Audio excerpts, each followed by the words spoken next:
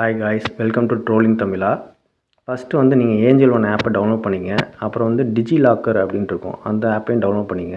உங்கள் KYC details எல்லாத்தையும் நீங்கள் அப்டேட் பண்ணிடுங்க. அப்டேட் பண்ணிட்டு ஏஞ்சல் ஒனில் நீங்கள் லாகின் பண்ணி கேஒய்சி டீட்டெயில்ஸ் எல்லாமே அப்லோட் பண்ணணும். உங்களுக்கு இந்த மாதிரி தான் வரும். ஸோ ப்ரொஃபைலில் நீங்கள் லாகின் பண்ணிக்கணும். முதல்ல ஏஞ்சல் ஒனில் லாகின் பண்ணோன்னா கேஒய்சி டீட்டெயில்ஸ்லாம் செக் பண்ணிக்கங்க ஒரு தடவை. ஸோ உங்கள் பேங்க் டீட்டெயில்ஸ், அப்புறம் பேன் கார்டு, ஆதார் கார்டு, இது எல்லாமே அப்டேட் ஆகிடும். உங்கள் ஃபோட்டோ, அப்புறம் உங்கள் சிக்னேச்சர்ஸ் எல்லாமே அப்லோட் பண்ணணும். இப்படி உங்களுக்கு வெரிஃபிகேஷன் ஆகி வந்துடும்.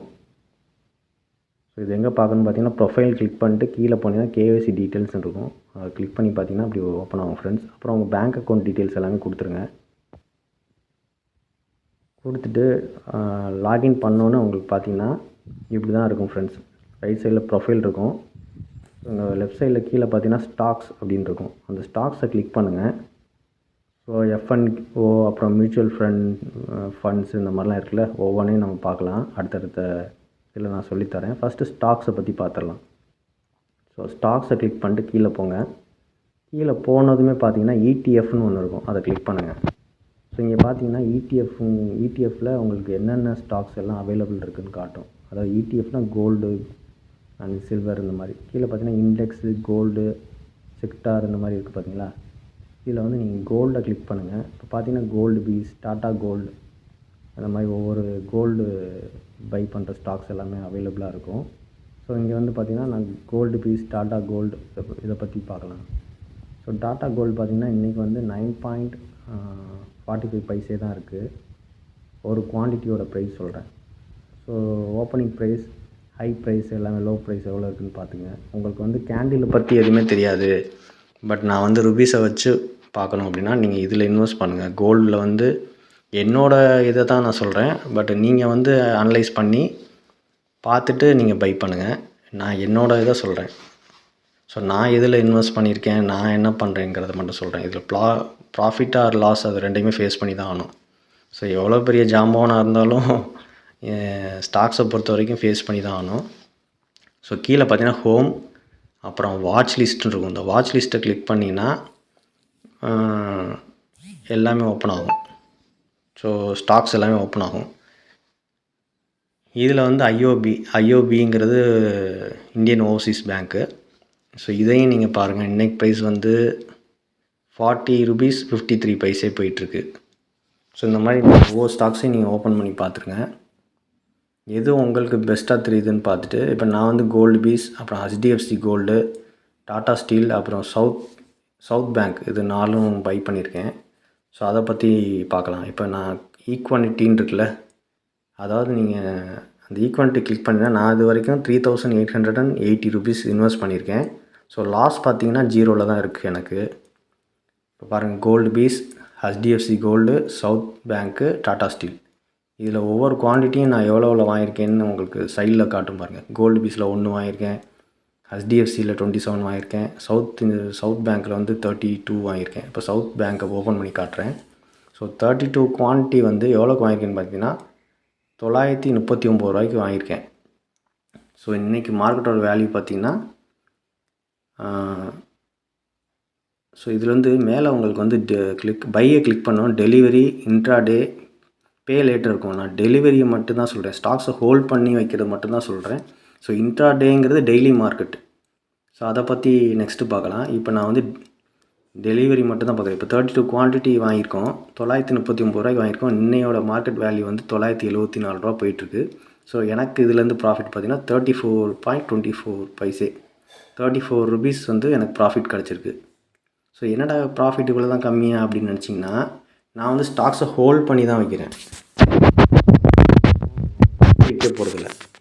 எவ்ரி மந்த் உங்களால் என்ன முடியுமோ, இல்லை எவ்ரி டே உங்களால் என்ன பண்ண முடியும், இல்லை எவ்ரி வீக் நீங்கள் எப்படி வேணாலும் இதில் இன்வெஸ்ட் பண்ணிகிட்டே வரலாம். இங்கே கீழே பார்த்தீங்கன்னா ஸ்டாக்ஸ் எஸ்ஐபின்னு இருக்கும்.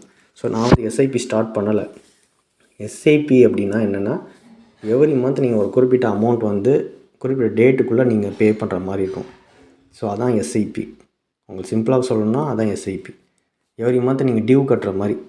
இப்போ ஒரு 2 lakh டியூ கட்டுவோம்ல, அது மாதிரி இந்த கம்பெனியில் நீங்கள் இன்வெஸ்ட் பண்ணுற மாதிரி, ஒரு பிஸ்னஸ்க்கு நீங்கள் இன்வெஸ்ட் பண்ணுற மாதிரி இருக்கிறது தான் எஸ்ஐபி. எவ்ரி மந்த் நீங்கள் ஒரு 1000 ருபீஸோ இல்லை 5000 ருபீஸோ, அது இன்வெஸ்ட்மெண்ட்டை பொறுத்து நீங்கள் எவ்வளோ வேணுமோ அந்த கம்பெனியில் இன்வெஸ்ட் பண்ணிக்கிட்டே வரலாம். ஸோ இது மாதிரி தான்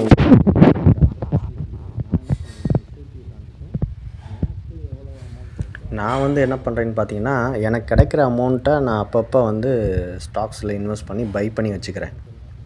ஸோ எனக்கு ஒரு 500 கிடைக்குது, ஒரு 1000 ருபீஸ் கிடைக்குதுன்னா அதில் நான் வந்து குவான்டிட்டி இன்க்ரீஸ் பண்ணி வச்சுக்கிட்டே இருக்கேன். ஸ்டாக்ஸை ஹோல்ட் பண்ணிக்கிறேன்.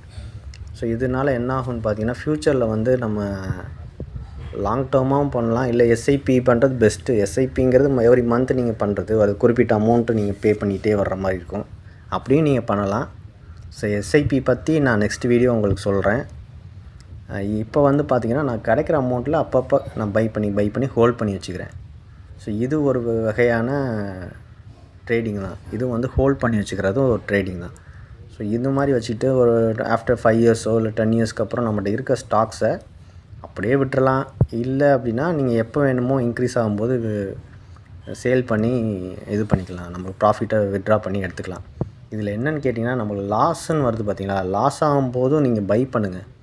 அதனால் நீங்கள் இது பண்ண வேணாம். ஒன்று லாஸ் ஆனாலும் ஒரு இதில் நம்மளுக்கு வந்து ப்ராஃபிட் வந்து ஹை ஆகி நம்மளோட இன்வெஸ்ட்மெண்ட் அண்ட் மார்ஜின் கிடச்சிரும் நம்மளுக்கு.